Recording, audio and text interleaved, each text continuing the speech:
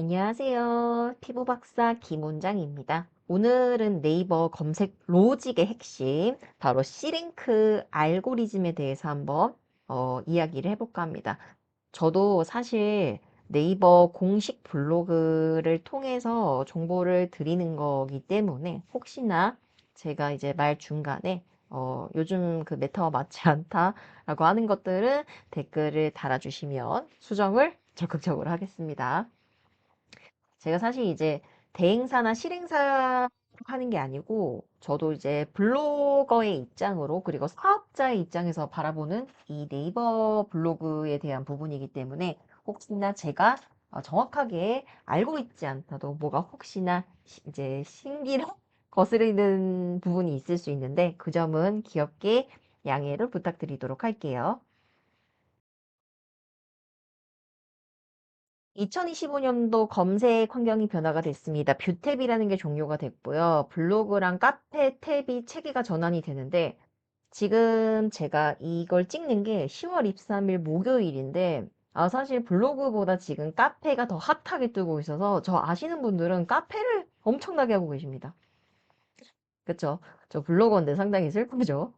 근데 우리가 이전에 앞서서 가장 중요한 게 일단 C랭크를 아는 게 되게 중요합니다. 그래서 전체적으로 우리가 신뢰도와 문서 품질이 교집합이 될 때, 이 블로그의 포스팅 상당히 좋네, 라고 평가가 되기 때문에 우리 한번 C랭크에 대해서 알아보도록 할게요.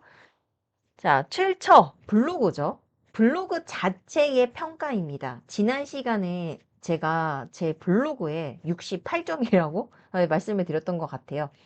이 C랭크가 어떻게 돼 있냐면 주제가 일관성이어야 되고 그리고 누적 데이터가 많아야 돼요. 그러니까 글을 많이 쓰시는 게 중요하고요. 인기도 물론 이제 이웃의 수라든지 아니면 내 블로그를 방문해 주시는 사람들 그리고 이용 패턴들이 있어야지 결국에는 뭐예요? 높은 점수를 받는 신뢰도가 높은 블로그라고 이야기를 할 수가 있어요. 그러면 이 C랭크 왜 생겼을까? 자, 네이버가 2017년도에 이런 글을 하나 쓰게 됩니다. 변호사 의사도 블로그 순위 조작을 하고 못 믿을 블로그라고 해서 되게 네이버 입장 측에서는 조금 가슴 아픈 일이 있었어요. 자, 이게 크게 볼게요.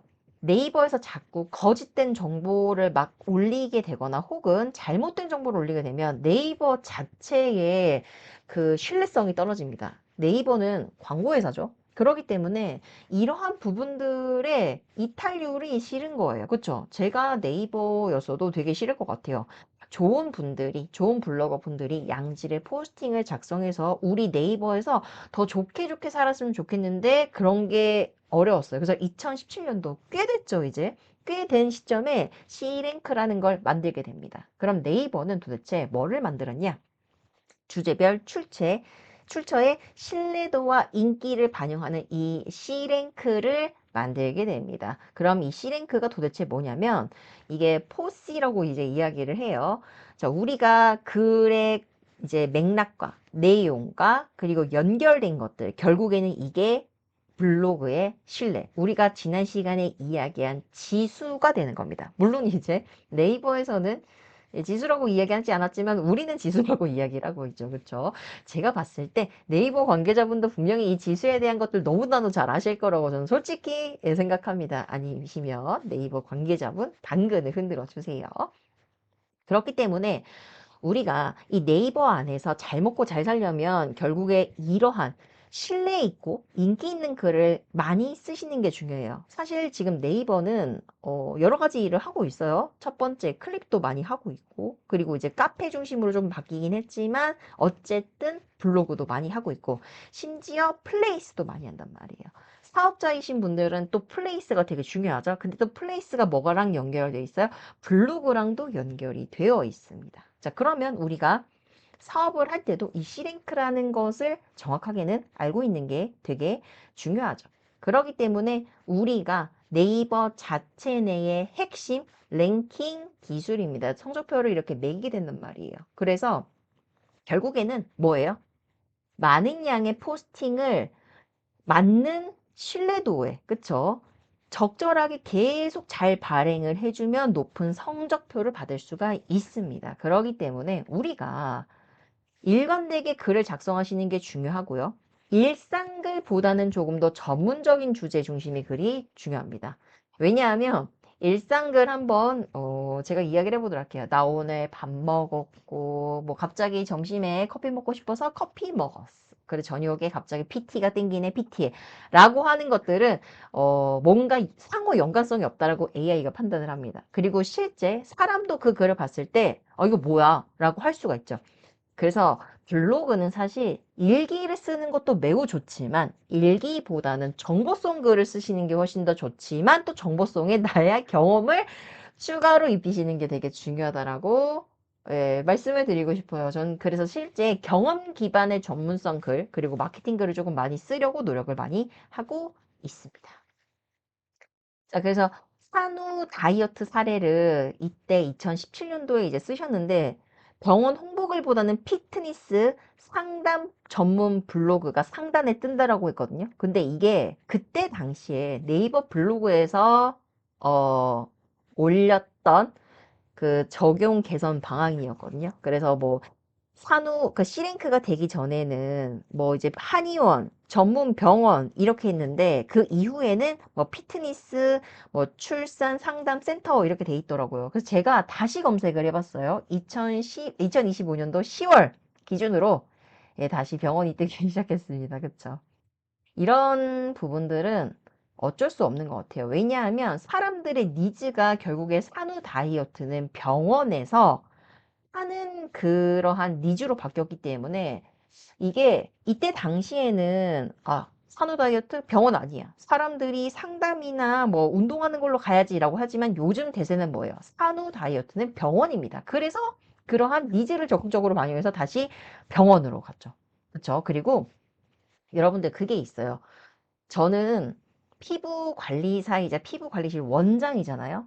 내 해당 분야에 쓰면 되는 용어가 있고 쓰면 안 되는 용어들이 있는데 피부 관리상 기본적으로 다이어트라는 용어를 쓰는 것 자체가 좀 위험합니다. 병원에서 쓰는 용어라고 생각하고 의학 용어라고 저는 생각을 해요. 그렇기 때문에 피부 관리사의 영역에서는 더 이상 다이어트를 사용할 수가 없어서 네, 그쵸. 다시 이렇게 세팅이 됐는데 네이버가 그런 부분에 있어서 항상 좀 노력을 많이 하고 신경을 많이 쓰는 것 같아요. 그렇기 때문에 우리가 시대의 흐름에 따라서 계속 트렌드가 바뀌어지고 사람들의 니즈가 바뀌고 하는 것들이 많단 말이에요. 그리고 저같이 현역이신 분들은 이게 이전엔 됐지만 이후에는 안 되는 것들 계속 빠르게 이게 피드백이 빡빡빡빡 돼야 되고 그리고 결국에는 내가 블로그를 운영한다면 이러한 트렌드를 절대 놓치시면 안 됩니다. 그래서 C랭크 2017년도부터 세팅이 되었지만 아직까지 되게 중요해요. 그렇기 때문에 우리가 이러한 점을 놓치면 안 된다는 거.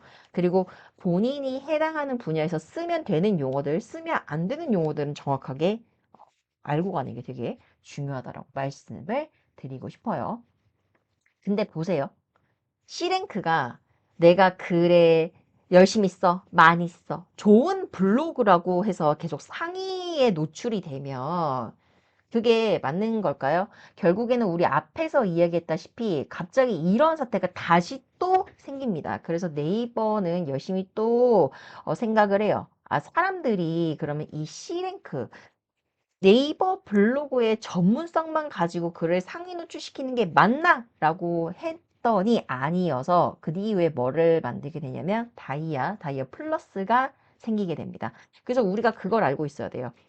좋은 블로그만 상위 노출이 되지 않습니다. 그리고 좋은 블로그가 항상 좋은 글만 쓸 수는 없어요. 제가 예전에 좋은 블로그를 가지고 있었고 실제 그거를 좋은 글을 쓰지 않았어요. 그래서 결국에 저는 네이버 블로그 저품지를 받았습니다. 그쵸? 솔직히 가슴은 아프지만 되게 당연하다라고 생각을 해요. 물론 저품질을 받으셨던 분들 중에 피해를 받으신 분도 있어요. 의도치 않게 피해를 보신 분들. 근데 저 같은 경우는 사실 제가 잘못을 했기 때문에 네이버 저품질을 받았습니다. 그러면 뭐가 끊기죠? 내가 여태까지 협찬했던 것들, 내가 여태까지 수익화했던 것들, 이런 것들이 다 안 된단 말이죠. 그렇기 때문에 결국에는 네이버 블로그는요, 결단을 합니다. C랭크 매우 중요하지.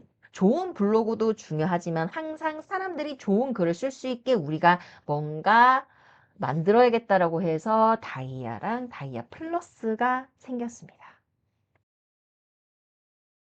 그래서 이제 우리 이 강의를 보시는 분들은 아셔야 돼요. 결국에는 블로그도 신뢰 싸움이고 네이버는 그 신뢰를 정말 중요하게 생각하는 회사입니다. 그렇기 때문에 이 하루아침에 이 C랭크가 높아지거나 하지 않아요. 좋은 블로그라고 도장을 찍어주지 않습니다. 정직하게 쌓아 올려서 네이버의 승인을 받는, 그쵸? 성적표를 잘 받는 사람들이 결국에는 오래오래 승리를 해요.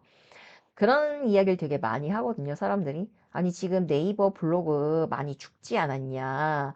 근데 제 개인적인 생각으로는 아직까지도 네이버 사이트가 망하지 않는 이상은 네이버 블로그는 참 되게 매력적인 하나의 나만의 공간이라고 생각을 합니다. 그렇기 때문에 매일 관리해야지 우리가 얼굴이 이뻐지잖아요. 미용적인 부분으로. 마찬가지입니다. 블로그를 꾸준하게 이제 관리를 해주시고 하셔야지 뭐예요? 네이버도 나도 같이 윈윈할 수 있는 구조라는 거 꼭 알고 계시면 좋을 것 같습니다. 자, 그러면 자, 블로그에 신뢰만 말하는 이 C랭크. 자, 그 다음에 다이아 플러스 다이아가 생겼다고 말을 했죠. 자, 그러면 다음 영상은 다이아 알고리즘에 대해서 한번 이야기를 해볼까 합니다. 자, 저는 김 원장이었고요. 다음 영상에서는 한번 문서 품질에 대한 이야기를 해보도록 하겠습니다. 오늘 하루도 행복한 시간 되시고 저는 다음 시간에 뵙겠습니다.